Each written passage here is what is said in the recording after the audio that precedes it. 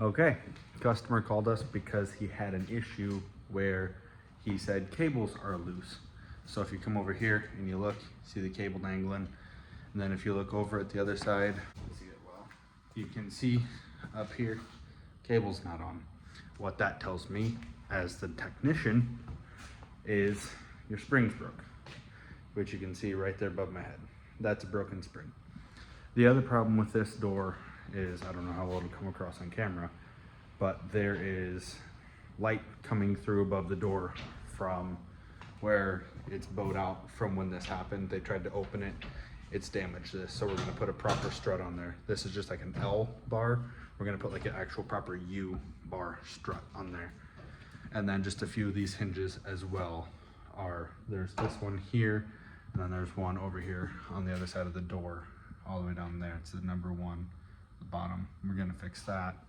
Actually, there's a lot more going on with this style of spring, getting it converted over. It's not just a basic spring.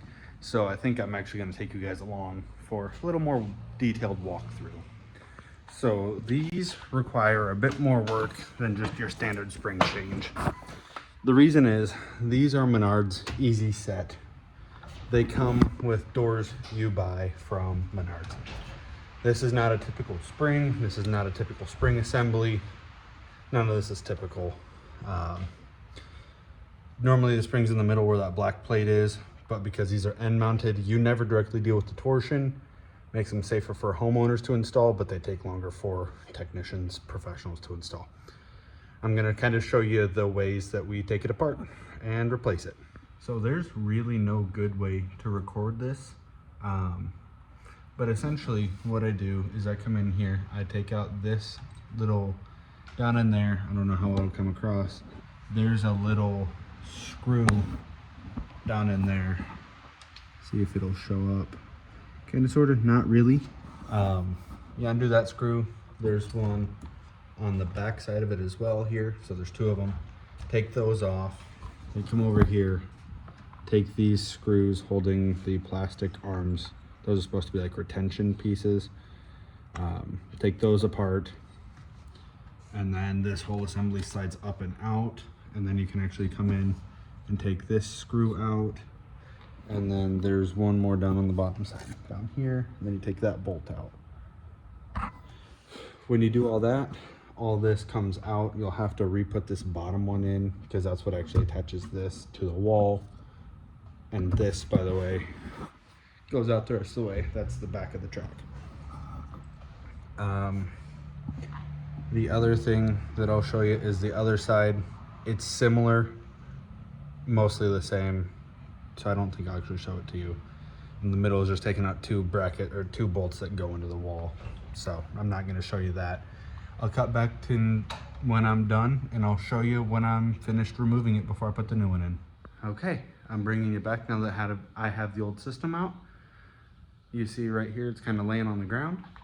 The only thing really of note was this side over here, right about there, was a major pain to get off. It was not letting my impact break it off, and that hits about 100 foot-pounds of breakaway, nothing. I had to use my long wrench and my hammer to actually pry it and hit the bolt off. So I don't know what they did when they put it on air impact. I don't know. They sent it real tight. So you see it's taking off both sides, getting ready to put the new stuff on. I'll bring you back when I have the new stuff on before I put the tube and stuff up. Or maybe, no, I'll bring you right back before I bolt the spring up, but when I have the new tube in. Okay, so I got some of the new hardware up. Let me get up there and show you that in a little bit more detail now. So you'll see up here, it looks totally different. You'll see we have a bearing plate here that's held with a bolt here and a lag up here with the spring tube running through it. I also like to try to make that tube as straight as possible, and you can see there's very little droop in it side to side. Now both sides are identical, so the other side is the exact same as this side, just mirrored.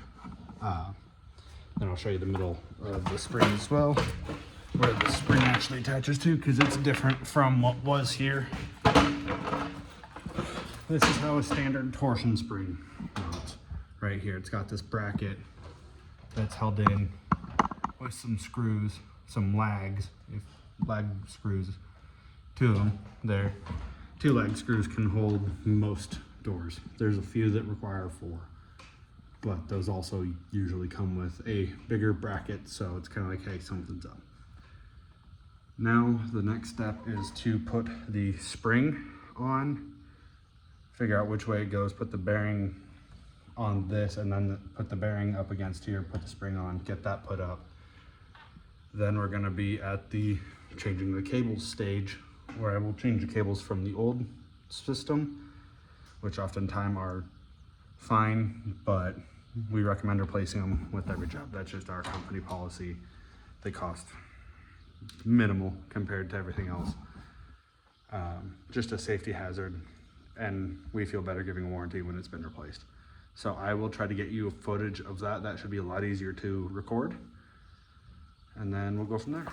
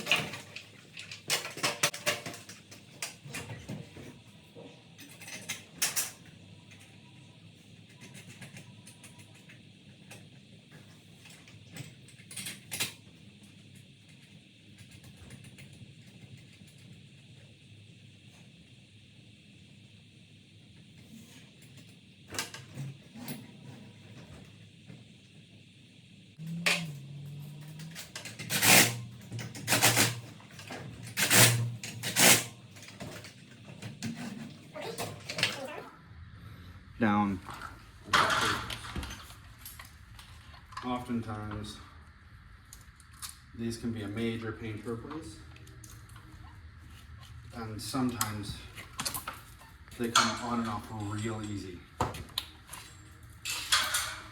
Just looking at these, it's not looking like these are going to be the easy kind. If you look here, there's no space between there, so what I'm going to have to do is I'm going to actually have to take all these bolts out, pull the track out, and then hopefully we can wiggle it off then. So sit there and watch how this happens.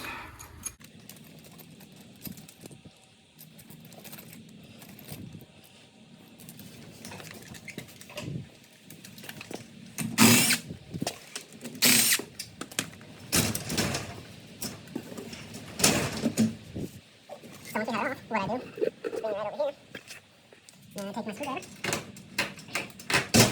and you can see, cable lock.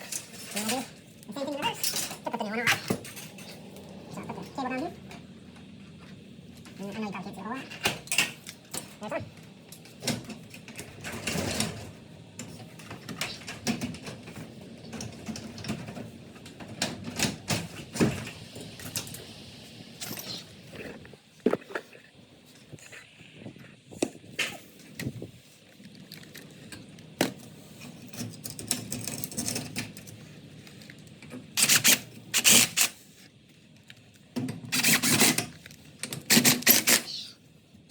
There's one. One side done.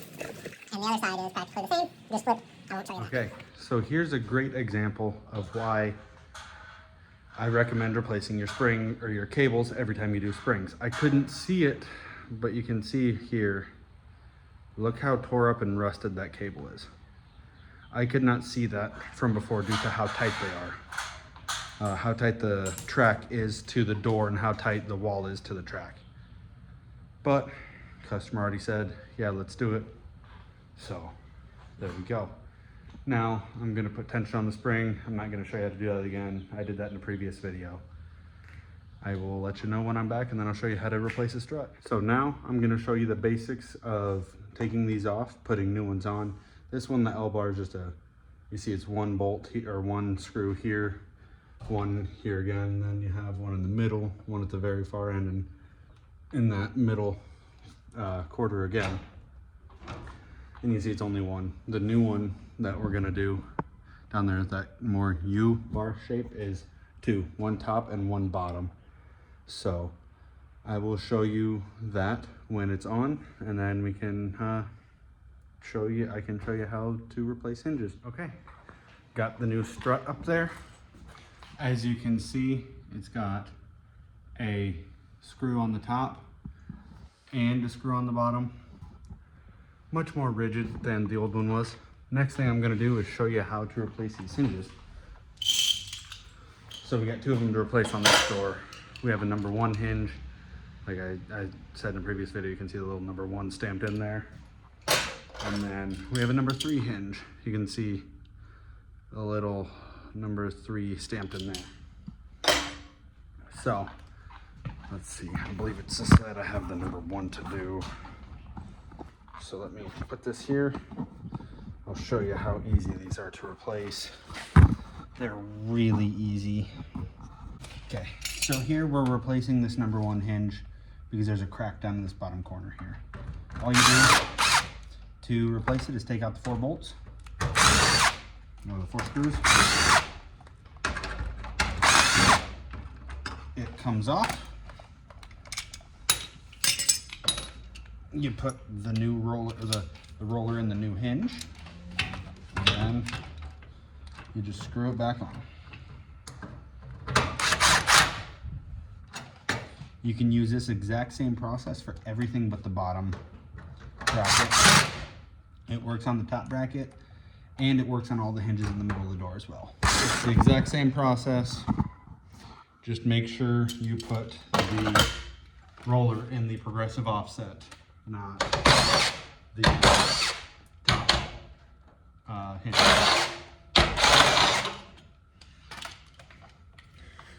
For a closer of what I was telling you, you see how there's the 2 holes? There's the hinge, and then there's this one that's not pivoting on anything. Because if you look here, see it pivots on the top one. Put it in this bottom one here. That's the one you want to put it in.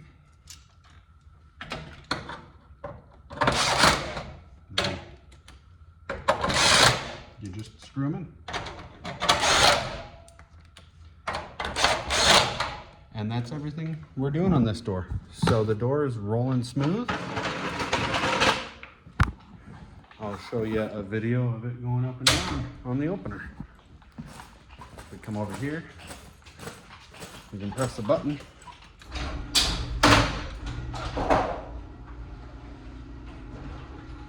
So it's gonna run open.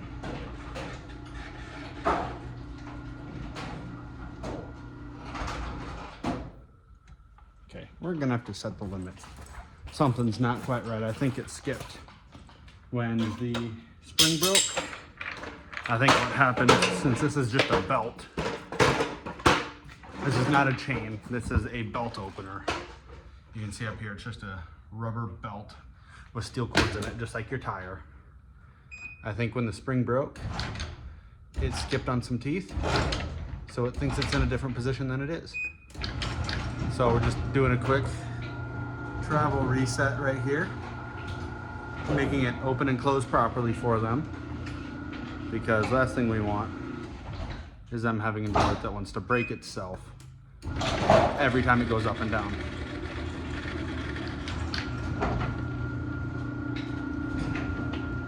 So there we go. As you can see, door is going up and down. There you go, job done.